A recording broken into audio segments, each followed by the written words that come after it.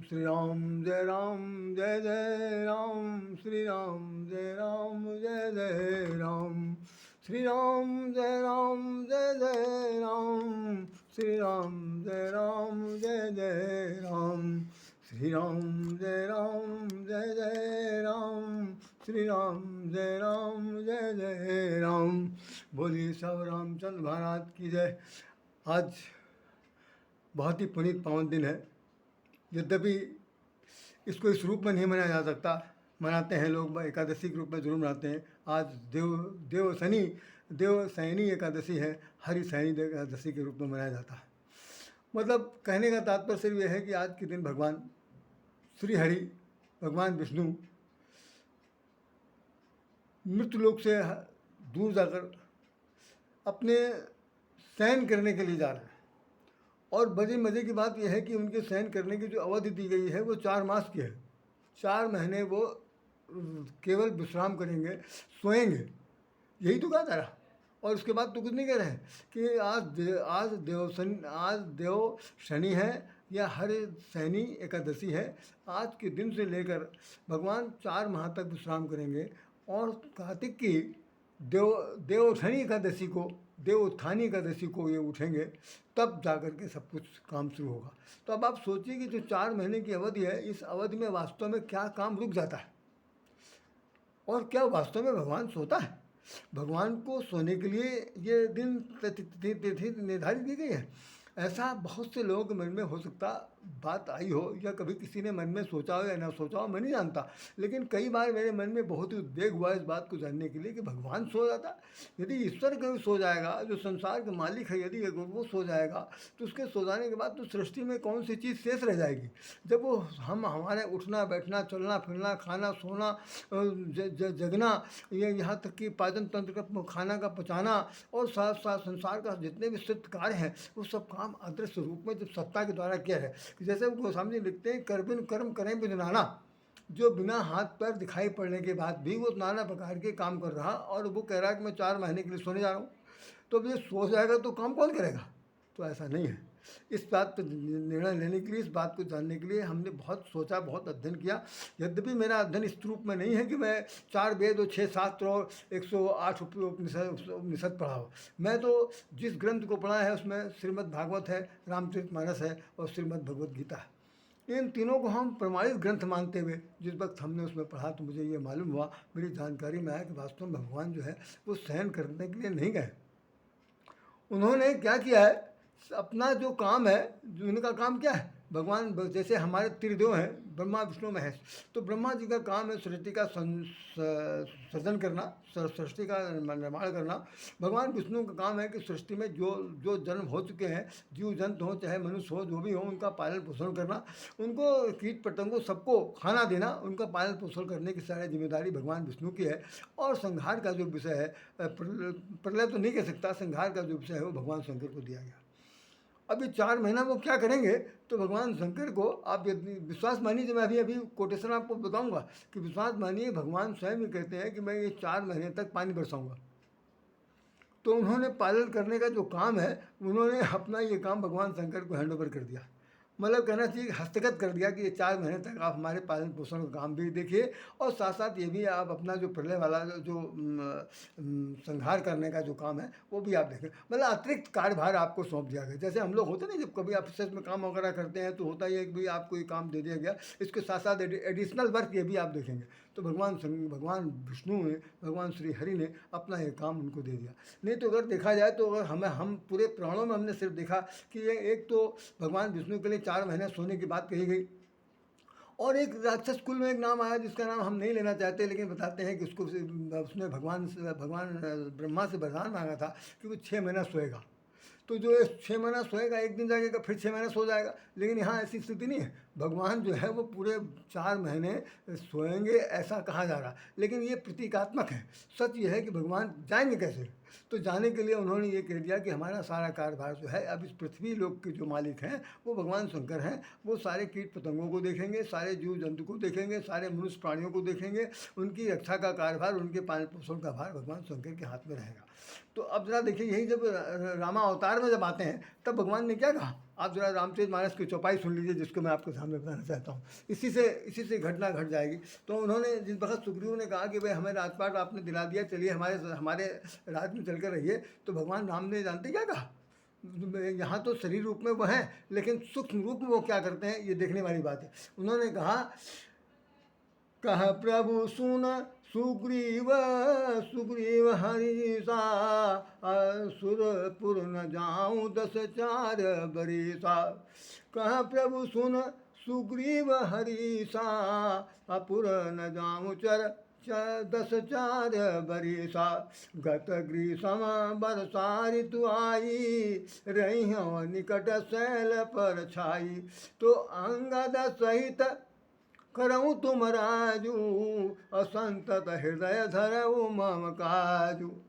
तो ये कहे, तो ये लिखा हुआ कि जब सुग्रीव भवन फिर आए, राम प्रवसन गिर पर छाए। ये हो रहा है कि 4 महीने तक चौमासा लग गया। आपने देखा होगा कि हमारे यहाँ आषाढ़ मास का जो समय आता है, तो आषाढ़ मास में पहले दिन तो पानी संभवतः बरस जाता, प्रायः देखा गया, लेकिन उसके बाद 15 दिन, 17 दिन, 20 दिन, 25 दिन पूरा आषाढ़ तपता है। अब आप जरा देखिए, एकादशी में आज से वो शयन करने के लिए जा रहे हैं, और शयन करेंगे पूरे 4 महीने शयन करेंगे। तो वो शयन नहीं करते हैं, बल्कि वो बादल बनकर बरसते हैं, और सबको सूक्ष्म रूप से सारी सृष्टि का पालन करते हैं। धरती जो तप चुकी है, जो इसके अंदर जो जीव जंतु थे, जो बिलबिला रहे थे, जो तड़प रहे थे आप ताप से, उनको पानी बरसाना है, पानी बरसा करके उनको हरी भरी धरती को करना है, सब प्रकार से जीवांत बनाना है। ये काम भगवान ने अपने हाथों में ले लिया, और अपना जो पालन पोषण का काम है भगवान शंकर को दे देते। इस बात को गीता में जिस रूप में लिखा गया, उसको भी हम आपके सामने बता दें। गीता में भगवान क्या कह रहे हैं, इसे आप जरा देखिए। सबसे पहले मैं गीता का वो पाठ पढ़ रहा हूँ जिसके अंदर उन्होंने ये लिखा है। मैं श्लोक तो नहीं पढ़ रहा हूँ, 13वें अध्याय का 16वां श्लोक है। 13वें अध्याय का 16वां श्लोक है, जिसमें भगवान कह रहे हैं कि वह परमात्मा विभाग रहित एक रूप से आकाश के सदृश परिपूर्ण होने पर भी चराचर संपूर्ण भूतों में विभक्त सा स्थित प्रतीत होता है।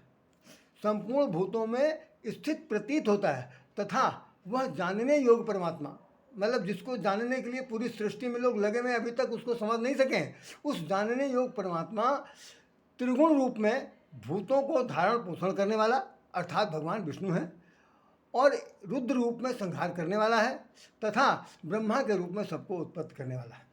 तो ये उन्होंने ये 3 चीज़ें लिखी है। ये आपको फिर से बता दूँ, गीता के 13वें अध्याय का 16वां श्लोक है।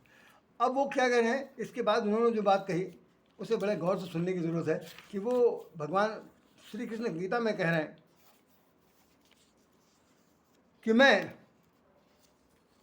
ये गीता का 9वां अध्याय का 18वां श्लोक, फिर सुनिए, गीता का 9वां अध्याय और 18वां श्लोक। उसमें उन्होंने कहा कि प्राप्त होने योग परम धाम,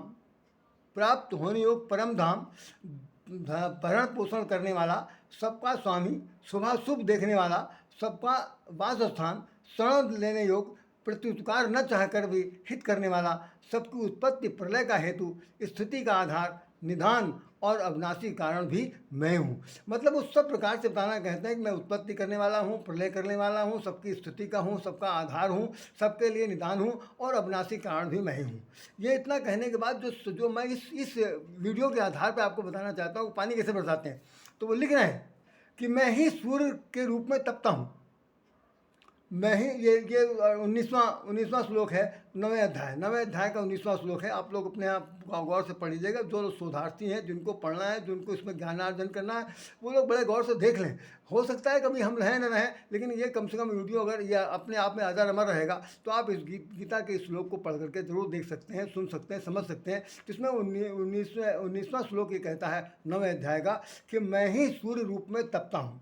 दूसरा, वर्षा का आकर्षण करता हूँ और उसे बरसाता हूँ। तो कितने दिन बरसाता हूँ, ये तो भगवान श्री कृष्ण ने अर्जुन से नहीं कहा, लेकिन वो कह रहे हैं कि मैं वर्षा का आकर्षण करता हूँ और उससे बरसाता हूँ। हे अर्जुन, मैं ही अमृत और मृत हूँ, और मैं ही सत्य और असत्य भी मैं ही हूँ।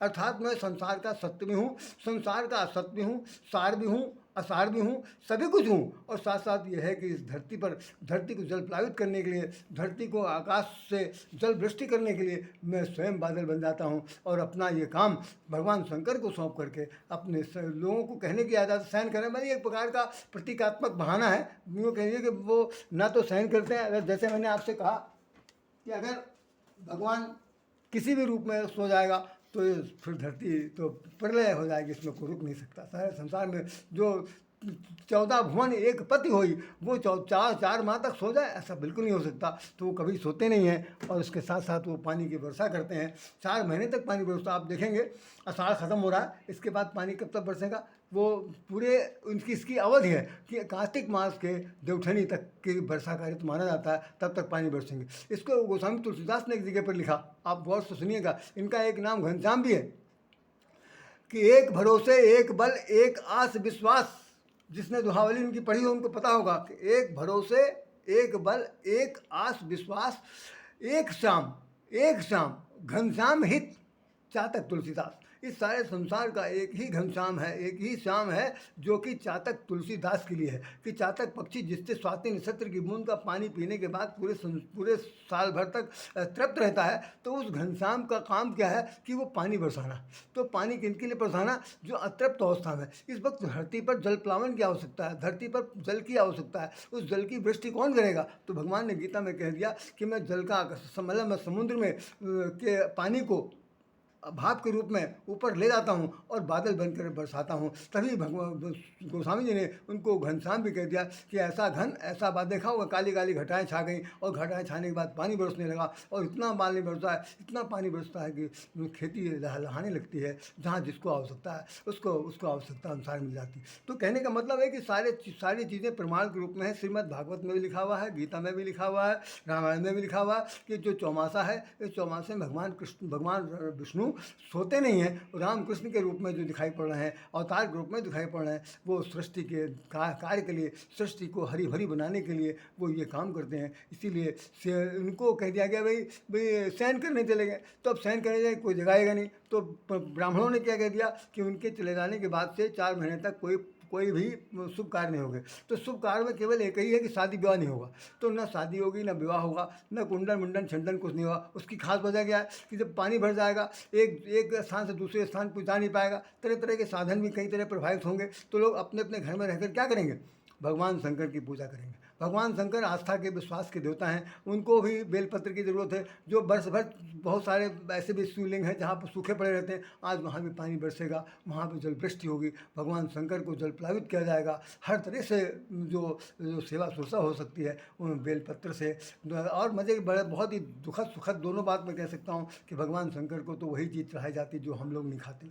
जो बिल्कुल त्याज्य पदार्थ है, उसमें धतूरा खिला रहे हैं, पत्ती खिला रहे हैं, फूल खिला रहे हैं, ऐसी चीज़ खिला रहे हैं जो जहर है, उसके बाद भी वो स्वीकार करते हैं, आपको आशीर्वाद देते हैं। आपका बहुत कहते हैं ना कि भोले भंडारी, अरे भाई जिसको जहर खिलाओ उससे कहो भंडार भरो, कौन भरेगा?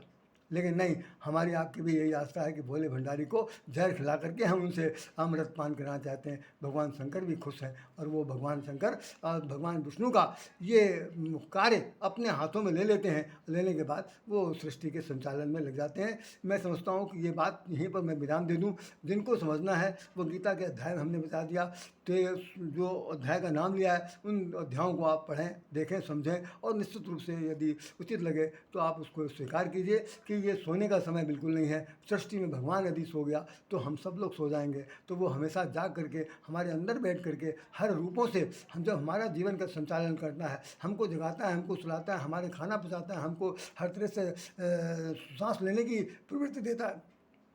तो ईश्वर सो नहीं सकता, वो चैतन्य है, महाचैतन्य, उसकी चेतनता ही हमें प्राप्त है। इन्हीं शब्दों के साथ राधे श्याम राधे आप सब लोगों को हृदय से नमन करता है। आप सब लोग स्वतंत्र, आप सब लोग भगवान का प्रार्थना कीजिए, उनकी कृपा की उनकी अनुग्रह की प्रार्थना कीजिए। इन्हीं शब्दों के साथ राधे श्याम राधे आप सबको हृदय से नमन करता है। जय श्री राम, जय श्री राम। यदि आपको अच्छा लगे तो ज़रूर इसको सब्सक्राइब कीजिए, ना अच्छा लगे तो आप इसका अध्ययन जरूर करिए, मेरी ये प्रार्थना रहेगी। इन्हीं शब्दों के साथ राधे श्याम राधे आपको सादर प्रणाम करता है। नमस्कार, नमस्कार, जय श्री राम।